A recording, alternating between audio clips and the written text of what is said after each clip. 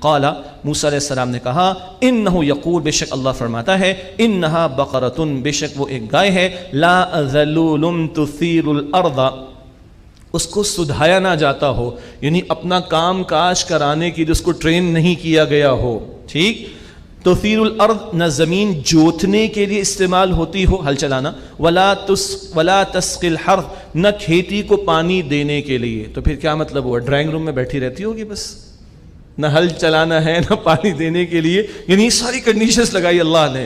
مسلمتن، بے عیب ہے، اس کی کھال بھی بالکل بے عیب، لا شیۃ فیہا، اس میں کوئی داغ بھی نہ ہو۔ اب دیکھیے کتنا مشکل ہو گیا معاملہ۔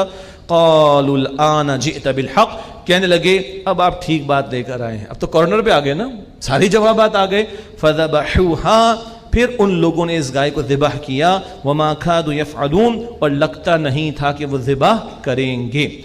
حضور نبی اکرم علیہ السلام نے ہم لوگوں کو سمجھایا ہے، صحیح مسلم شریف کی روایت، پچھلی امتیں کثرت سوال اور اپنے انبیاء سے اختلاف کی وجہ سے ہلاک کی گئیں، بلا وجہ کے سوالات، سوال ہوں بات کریں گے انشاءاللہ، ویلڈ ہوں، کوئی حرج کی بات نہیں، کثرت سوال اور انبیاء سے اختلاف کی وجہ سے پچھلی قومیں برباد کی گئیں۔ اور یہ پورے واقعے کا جو معاملہ ہمارے سامنے وہ اس لیے ہے کہ بیجا اور غیر ضروری سوالات سے اجتناب کرنا چاہیے۔ اللہ تعالیٰ میرا آپ کا ہم سب کا بیٹھنا قبول